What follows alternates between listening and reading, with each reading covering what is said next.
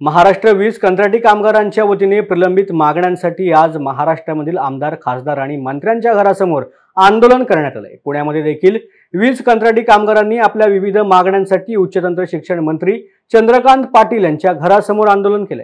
24 August पर्यंत आपल्या आंदोलनाची सरकारने दखल न घेतल्यास उपमुख्यमंत्री देवेंद्र फडणवीस यांच्या घरासमोर बेमुदत आंदोलन करण्याचा इशारा यावेळेला आंदोलनकर्त्यांनी दिला। या आंदोलनाचा आढावा घेतलाय आमचे प्रतिनिधी शुभम केसकर यांनी।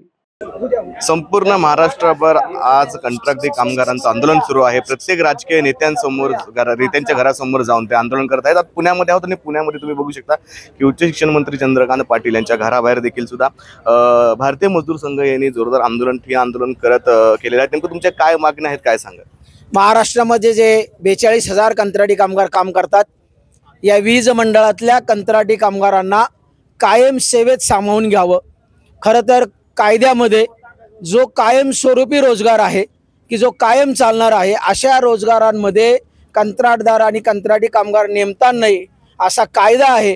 परंतु कायदा पायदळी तुडून महाराष्ट्र शासन महाराष्ट्रातल्या अनेक उद्योगामध्ये कंत्राटी कामगार नेमलेले आहेत। तसंच वीज मंडळात सुद्धा मोठ्या प्रमाणात कंत्राटी कामगार नेमलेले आहेत।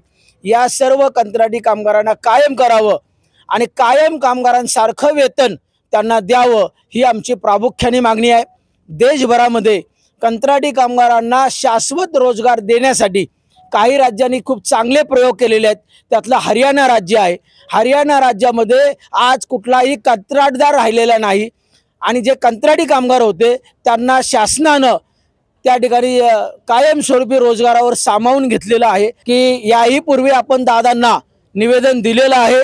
आज आंदोलन करण्यापूर्वी सुद्धा कालही आपण त्यांच्याशी बोललो। आज सकाळी दादांचा स्वतः फोन आला आणि दादांनी असं सांगितलेलं आहे की या ठिकाणी मी स्वतः या आंदोलनामध्ये या विषयात लक्ष घालेल आणि माननीय उपमुख्यमंत्री, ऊर्जा मंत्री यांची आपली भेट करून देतो, तुमची चर्चा घडवून आणतो, अशा प्रकारचं आश्वासन हे दादांनी या ठिकाणी आम्हाला दिलेलं आहे।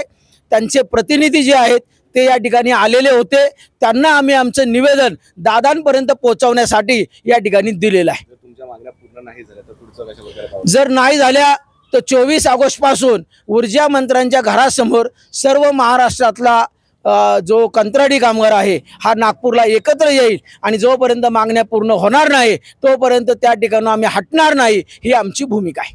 नक्कीच जर बघायला गेलं तर येणाऱ्या 24 तारखेपर्यंत जर मागण्या पूर्ण नाही झाल्या तर नागपूरमध्ये जो वीज अधिकारी आहे त्यांच्या घरासमोर ठिय्या मोठं आंदोलन मांडून बसू आणि हे आंदोलन जोपर्यंत आमच्या मागण्या पूर्ण होत नाही तोपर्यंत आंदोलन पाठी घेणार नाही असा थेट इशारा भारतीय मजदूर संघाने दिलेला आहे। कॅमेरामन वैभवसह मी शुभम, न्यूज अनकट, पुणे।